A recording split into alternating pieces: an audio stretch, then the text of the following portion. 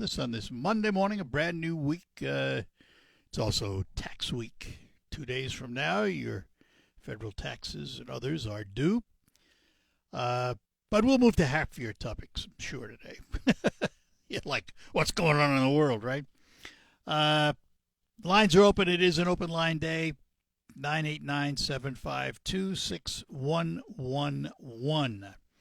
At this hour, as we speak, a blockade of Iranian ports has begun by American ships that are going to stop any vessels headed for or from Iran and those that paid big tolls. See where it goes from here. Diplomatic efforts broke down over the weekend with the vice president saying that they issued to Iran the terms of an agreement, which Iran immediately rejected, and that talks were ending without any results, although both sides say they still are open to diplomatic solutions. So we'll just have to wait and see what happens. But as I've said all along, it's not the it's not the concept of constraining Iran that bothered me. It's the lack of an end game. What is the end game, and how do you get out? So time will tell. Time will tell. By the way, something else has happened, which kind of flew under the radar because we haven't heard about it for a long time. You know, there is still in this country a draft list. That is a list of eligible men, and you heard me correctly, only men are eligible for draft. And prior to this time, you were required to register when you reached a certain age. Well, that is changing. The Selective Service System is shifting to automatic registration for all eligible men aged 18 to 25, and they will be doing that by December. The Authorization Act is integrating federal data sources, and they will automatically register you to the draft if you are between 18 and 25, so you no longer have to do it. Now, right now anyway, no different. You end up on a list. But technically, the draft is dormant. We don't have a draft, and apparently recruiting has been okay, so we don't need a draft. But just be advised that you don't have to register anymore because you're automatically on the list. And it's going to be interesting. This has been approved by Congress in the National Defense Authorization Act for fiscal year 2026, signed into law last December. And most male U.S. citizens in that 18 to 25 category are required to register, though there has not been an active military draft, as I mentioned, since 1973 was the last time. And they're moving to this automatic registration process. The change will transfer responsibility from individuals to the government through data sources. Currently, till this goes into effect, if you're like turning 18 this week or next week or whenever, technically you're still required to fill out the form and register. And again, The Selective Service only requires draft registration for men. Women can enlist in active duty combat in order to serve, but they will not be drafted should that return. And since we're in conflict right now in Iran, there's been questions about a military draft, but it is not planned. It's not planned. It's not part of the current strategy, and it would require an act of Congress to amend the Military Selective Service Act. So just keep that in mind. If you are 18 to 25, or you have a son who is 18 to 25, someone you know who's 18 to 25, they still must register until the end of the year, December, when it becomes automatic. And let's hope never used. Some countries, I mean, you look at Israel, they have a mandatory draft. You mandatorily serve in the armed forces, men and women. Other countries have that. But in this country, it has always been men only, but women can now serve in combat roles, but they'd have to sign up themselves as opposed to being drafted. At any time of conflict, the conversation about a draft always comes up.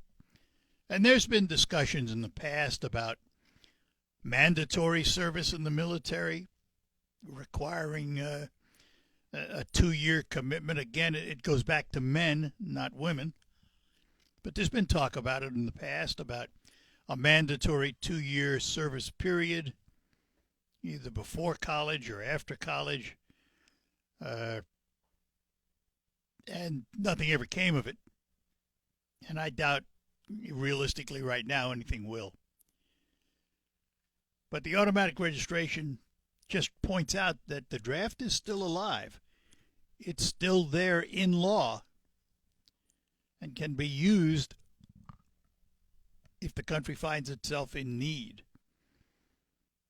In my opinion, it would take a much bigger conflict on a worldwide basis before we would enact such a thing. But it's there. Question is, should women be included? Since now it is legal for them to sign up and find themselves in combat roles, is it time that we also include women in the draft? Interesting question.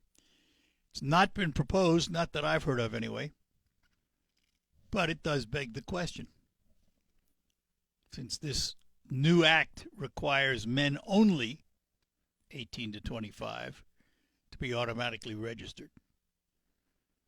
In this day and age where everything is equality, equality, equality, well, maybe we should have some equality there too.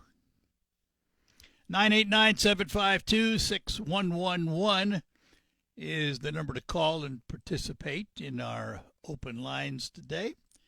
Give us a call and let's chat about whatever's on your mind. Let me take a moment here to see if we can give you a chance to win some cash. Show. And let's get to our phones. Walt is in Hemlock. Walt, good morning to you. Morning, Arthur. How you doing? Good. A lot of people really don't remember this, but about 3 years ago, there was a federal judge who ruled that it's unconstitutional for just men to register for the draft. Didn't go anywhere, did it? No, well, that's the feminist movement shot it down. Now, if they start drafting men, if they got any guts, are going to say, I'm not going to draft a woman. Now they're going to draft the women. Women are going to say, gentlemen, there will be no deferments. When you're called, you go. You don't go, watch your back. Well, I do think that the discussion on whether women should be drafted should continue. I am also of the opinion that now, since they can enlist to serve in combat positions, that maybe it's time we look at including them in the draft. And realistically, the draft is there in name only because we haven't used it in decades and decades and decades. But if the country ever found itself in a position where it needed, because of a worldwide conflict, to institute the draft again, I'm not against putting women on it now. Well, Arthur, I remember, and I mentioned this on your radio program several years ago, and you laughed. You thought it was funny. A movie line by David Niven in the mid-1950s. He said, gentlemen, it takes 6 men to carry a man to his grave. It's just one woman to put him there. Yeah, I remember that line, and it's still funny. Arthur, but when we talk about reality in life, it's time. Would you think it was funny if you had to take your granddaughter down to that bus station? I wouldn't think it's any funnier than taking my son down to that bus station. I know. So what's the difference? I know. I agree with you. All right. I tell my doctors they could draft the old law, so they could draft a doctor up to the age of 60. Now I says, Doc, if they're not going to take these women, why should you go? He said, yeah. He said, I agree with you. Yeah. Well, they'll draft women doctors. Right. It works for me. Well, Arthur, I got to go. All right, Walt. Good talking to you. Bye-bye. Take care. Bye-bye now. And we'll move over, talk to Scott in Saginaw. Scott, good morning. Hey, morning. Hey, I was wondering with that draft, is that sex at birth? I wonder because... Oh, you're going to go into the gender conversation here? Well, because you got to wonder, because we have these Democrat states all over the place. Which one will be the first one that's going to be a draft dodge sanctuary state for men who... I'm pretty sure it's what you're born with. So, yeah. Got to chuckle at that. That's very good. Very, very good, Scott. All right. Yeah. Off that, though, this what Trump and them are doing over there in the Straits of Hormuz, what an absolute genius strategic plan. They can't get these people to move, so what does Iran say? We're just going to only sell oil who we want to. And Trump says, oh, yeah? You won't be able to sell any. Yep. That's just great. We have 100 and some ships now heading to the Gulf of America to buy American oil. There we go. Good for you, Donald Trump. Once again, another win. Yeah, we'll see how it works. Hopefully it works well. Well, I think it's going to be a little struggle here because those people over there, aren't the most friendly. So it's going to take time, but you got to deal with them. You're probably going to have to starve them out now, and it's going to have to probably get ugly on the ground. Not boots on the ground, but you're probably going to have to starve the people out till the people rise up and kick their government out. Well, I don't know that would happen. It's a strange place. I mean, it's they don't think like we do, and obviously they don't react like we do either. So there, there are factions in that country who would like to see regime change, no doubt about that. But there's also a large faction in that country that doesn't. One of the reasons is they're afraid to stand up and say so, because the last time there were big protests, thousands were killed. Well, I agree. And now I'm looking at if the refineries are closing down, I'm assuming that's their biggest export. They don't have anything else besides sand. And so they shut that down. They're going to start starving. Yeah, and it's just going to be a trickle effect. So I think it's a good move that Trump's doing. We don't have to kill anybody. Now we'll just go in, we'll play their game. We'll see what happens. Yep, see what happens. All right, Scott. All right, Art. Have a good one. All right, bye. Take care. Bye-bye now. And we'll move over and talk to Carl in Saginaw. Carl, good morning. Yeah, the problem with that is, in the meantime, while we're waiting for Iran to give up, oil prices keep going up, cost of living keeps going up. And how long will Trump, put up with that before he chickens out again? Till the midterms. That's the question, I think. Till the midterms, which could change everything. Yeah, well, Trump just said yesterday, I think on Fox News, well, gas prices might not come down in the next few months. We all heard that. And they might go higher. That's what Trump said. Here is my read on it. Right now, as I sit here right now, and I lean in that direction, I wouldn't give the Republicans a plug nickel for midterms right now. For a lot of reasons. Yeah, well, But I just And think that the public is going to do what it's done for many, many, many decades in the past. Midterm Yes. elections are never good for the party in power, particularly when they hold all the power. And I just think and it's the pocketbook. and the people are gonna vote it's their because of the pocketbook. It's because of the Yes. pocketbook. But I've said that forever. So the question is, will Trump hold strong on this blockade, Yes. or if oil prices keep going up and up, will he chicken out at some point? I don't think will Trump back he's. off? I doubt that. I mean, he's already done a little of that internally, but then he goes back and forth. I don't know. It depends. I mean, if like anything else, if things get too far out of hand, the public will put pressure on him, and then you react. Well, yeah. Then you react. So time will tell. Time will tell. All right. Art, you were laughing at that joke a little earlier.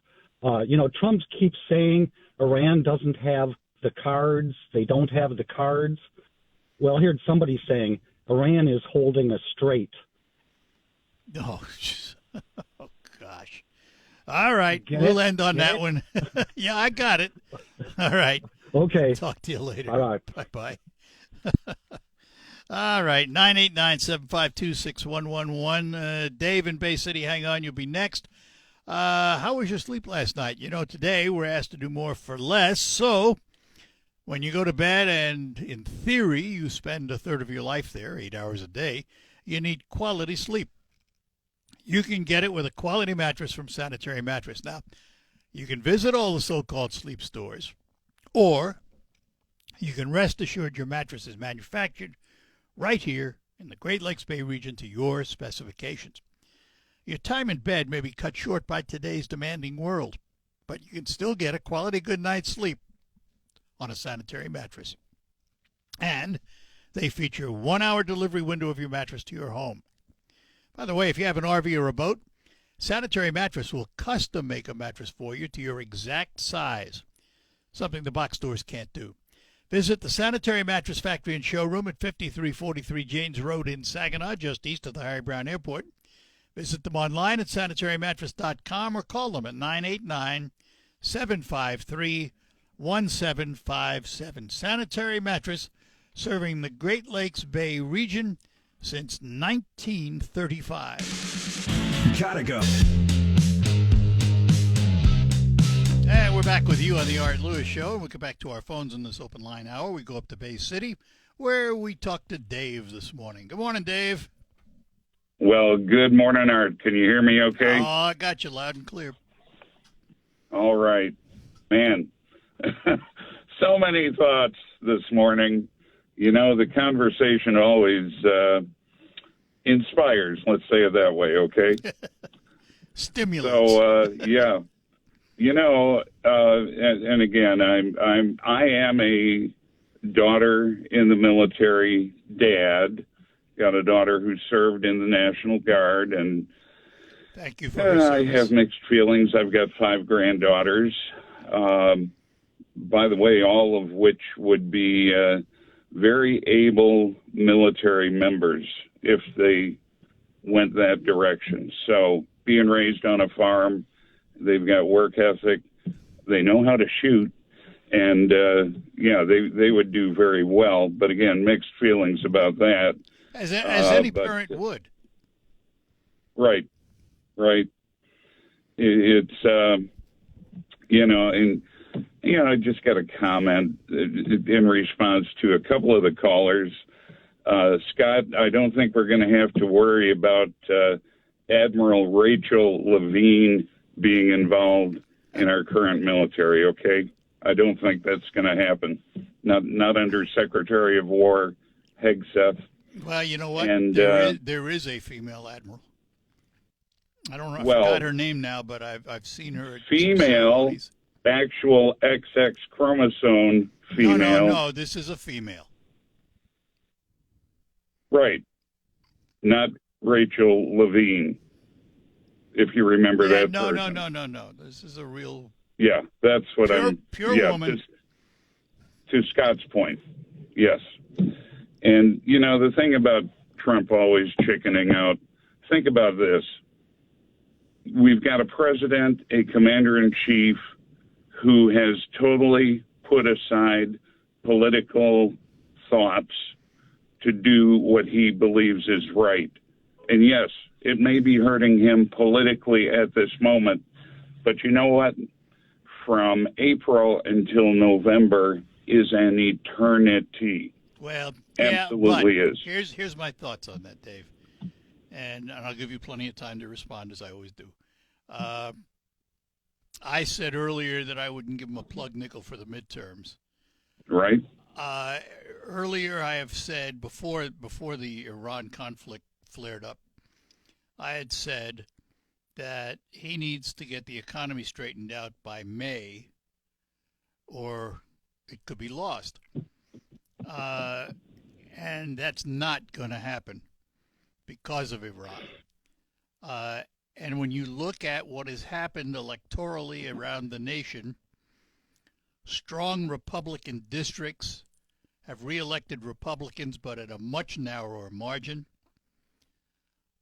In those areas that are purple, it's been a tough fight. And history tells us the party in power can suffer at the midterms, as they do quite often. That's my reasoning. What do you think? We've got dynamics, Art, right now, never before seen, really. Yeah, so to some degree. Not totally, but some degree. Again, and what's going to, and by the way, Iran doesn't hold this straight. We hold this straight. So there's that. But I want to share one thing. Broadcast on WSGW in 2006 from Rush H. Limbaugh about the negotiations, the attempted negotiations, which turned out about how most of us probably expected. Rush said this: "Tell me, how do we negotiate with people whose starting point is our death? Yeah, Ask them to wait for 10 years before they kill us? I remember that. When good negotiates with evil, evil will always win." And, you know, Art, thanks to WSGW for the many, many years of timeless wisdom from Rush Limbaugh. Yeah, he was unique, no doubt about it. And I think we were the 88th station to take him on, and when he was in his first year.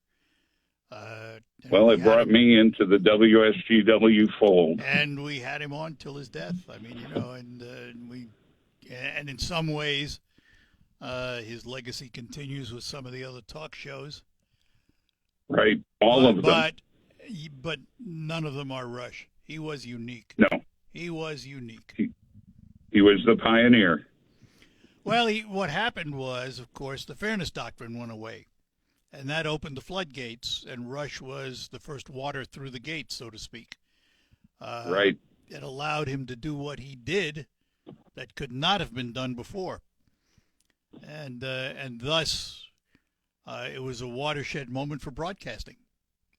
And right. It has changed the face of at least talk radio, and was also the savior for many AM-only stations for many, many, many years. So, you know, it's a different world we live in now. I mean, I've worked through the changes. What we're doing right now could not have been done before 1986. We would have talked about there you go. Pablum, and, you know, we might have had a gripe about a local traffic light or something like that, but we wouldn't be talking about national politics, politicians, none of that, because it would have opened up a floodgate that you couldn't go right. through. So I credit Rush with having the first of all, the foresight, and secondly, the talent to make it happen. Talent on loan from God. Yeah, that's right. Absolutely. And something else happened, too. What he did and the reason for his success was that conservatives at the time felt they were being unheard. And all of a sudden, here's a voice speaking their language, their philosophies, their principles, and they flocked to him. And he also did something else. He did it with entertainment. It wasn't There you go. just, hit you over the head day after day after day. That's a lesson the Democrats on radio have never learned. It's got to be fun. It's got to be fun. It's got to be... You do that, Art. It's got to be fun. It's got to be enlightening. And, it's the nature of the beast. And here we are today. In this world, it's entirely, the good news is, as you pointed out, Rush came along. The negative side of that is it has further divided the country. And you can't deny that, because we are much more divided today than we were prior to that. There's much more information being disseminated. Yeah, accurate or not. Well, true. Social media, And the boom so, and the bane. again, it's up to the consumer to get engaged and dig. Yep. Don't take anything that anybody says for granted. Got it. Get the facts. All right, my friend. Dave, I appreciate it, as always. As always, a pleasure, Art. Have a good one. Take care. You too. Bye-bye now. Dave in Bay City. We'll take a break. Gene, you'll be up next. Hang in there, and we'll get to you in just a couple of moments. Hi, I'm Katie. All right, we're back with you here on WSGW, and we get back to our phones. Gene is in Bay City. Good morning, Gene. Good morning. The Secretary of War, he's always had a negative attitude about women in the military from a lot of different things he said. Now, the other day, this particular Protestant church that he belongs to, they were giving a little talk about their opinions on things. And wives are supposed to be submissive to their husbands, and that is in the Bible. But their attitude is whoever the husband decides to vote for, his wife has to vote for that same person also. They can say that all they want, but once that wife goes to the voting poll, she can vote on who she wants to. Yeah, well, I mean, I'm just saying they have that very old-fashioned attitude towards women, like in the olden days. You think they're the only ones? You think they're the only church? Oh, no, that is in the Bible. So it doesn't matter what church. So it doesn't matter that he goes to that church. Well, I know, but they have a particular old-fashioned attitude, like in the olden days when they used to say men should keep their wives barefoot and pregnant. That they have that attitude. But anyway, the main thing I wanted to talk about. Well, anyway, too, I wanted to ask you, do you think if there's a draft and they start drafting men, do you think Trump will let his youngest son go into the military? If he qualifies, he won't have a choice. Well, Trump had his excuses to get out of it. But anyway, I wanted to talk about the Navy blockade. How can Trump keep doing that without going to Congress? I always thought war had to be decided by Congress. Well, but he has a certain period of time before he has to do that. I don't remember if it's 60 or 90 days now, but there's a period of time where he can act and then go to Congress. Well, I always think it takes a lot of different opinions and attitudes to come up with the right decision. I just hope that he's not getting in deeper and deeper that we can't get out. Yeah, we all Thank agree you on for that. listening to my opinion. You have a nice afternoon. Thanks, Gene. Bye-bye now. Thank you. In Saginaw, we find Chris this morning. Chris, good morning. Good morning, Art. Morning. You know, Art, was the Orthodox Easter last weekend. And, of course, you know why we have our Easter later is because we get candy at half price. Okay? Right, of course. Now, the other thing is I was in the Army years and years and years ago. And when I was in basic training, I wish my father hadn't met my mother. And I think the draft, I think we need the draft. We need it because I think it would solve a lot of our crime problems in the country, too. You know, these young kids go through basic training with a drill instructor, and they get straightened out pretty quick. Yeah, that's true. That's an opinion that's not. You're not alone in that. I've heard that many times. Yeah, I really feel that that's now as far as what Trump's doing, and what the lady said, I think he is going to protect my grandkids because they won't have a problem with a possible nuclear war with Iran. Let's hope that's true. Yeah, the guy's amazing, and we lost 11, 12 people so far. Something like that. I can't remember. Yeah. Well, hell, we lose more than that on the weekend in Chicago. Yeah. All right, Chris. Good enough. Take Appreciate it easy, it. Art. Thanks, buddy. Take care. Yeah, bye. Last caller is going to be Jeff in Bay City. Jeff, good morning. Good morning, Art. The old simple-fashioned way, nothing changes unless something changes. Now, we have to deal with the fact that Trump said he's going to eliminate the Iranians, and it's hilarious that a few of the callers were like, oh, he chickened out. Well, which is it? Because they were complaining because he said it, and then they're mad because he didn't do it? That's been the problem with those that have everything against Trump. He can do no right no matter what he says. Right. So he give them the benefit of the doubt. He closed the Straits of Hormuz, however you want to say it, and right now he's going to drown them out on their own.